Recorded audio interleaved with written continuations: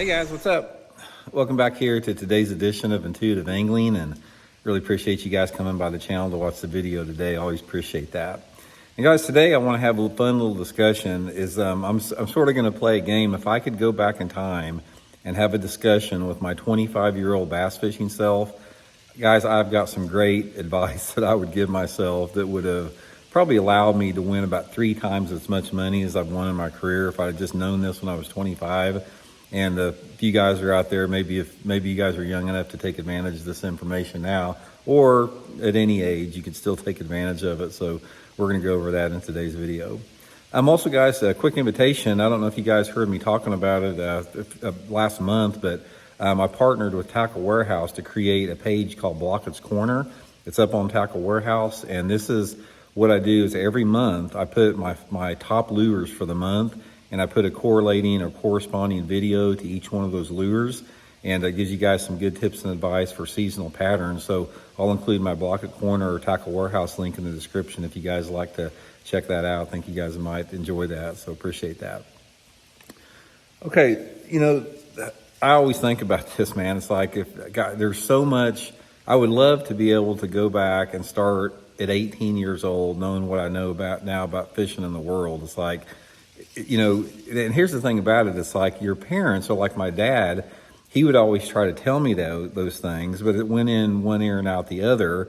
And I wound up learning the hard way and took decades and decades and decades to figure out on my own what I could have figured out, or he could have saved me that if I would have just listened to him.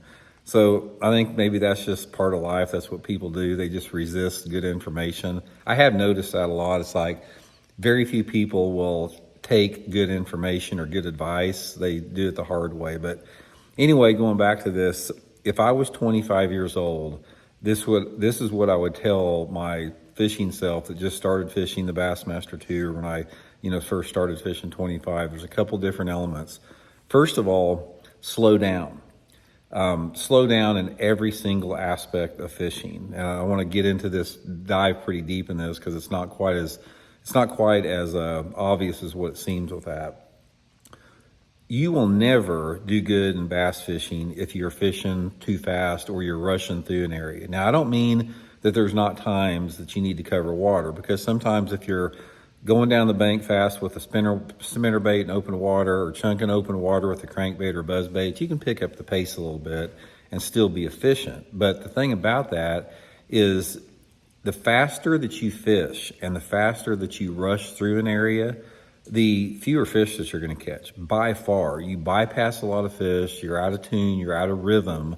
And that's one of the things that it seems really basic that I did. I had a really hard time with that. And what happens is, this is sort of like what happened. And it's like when I would go out in a tournament, and say for the first day, you're all pumped up about the tournament. You've been thinking about the tournament for months. You've been preparing for the tournament, and you get out there and it's like you want to catch a limit on the first 5 casts, and you get anxious if you're not catching them, and you tend to speed up and fish faster and faster.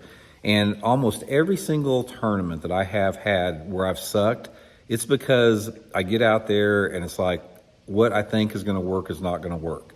So I wound up fishing faster, and I wind up trying to cover more water. And as a result, I just took myself further and further and further away from the odds of catching a fish, and wound up having a terrible day.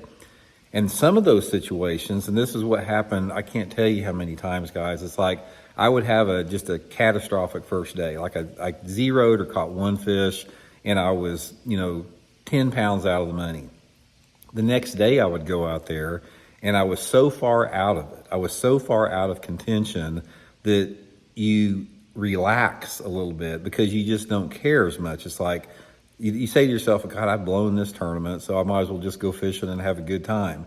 So you go out fishing and you relax and you have a good time. And I can't tell you how many big stringers of fish that I have caught the day after I had a terrible day, simply because I had this attitude that I didn't care if I caught them or not. I was going to slow down. If I wanted to take time to eat a sandwich, I'd eat one. If I wanted to, tinker with tackle, I'd take 10 minutes to tinker with tackle. I wasn't like this live nerve ending on the front of the boat like I was the first day of the tournament. And as a result, by becoming slower and more methodical and relaxing, it equated into catching more fish. I can't tell you how many times this has happened and how many decades that I had to have this beat into my head before I realized it.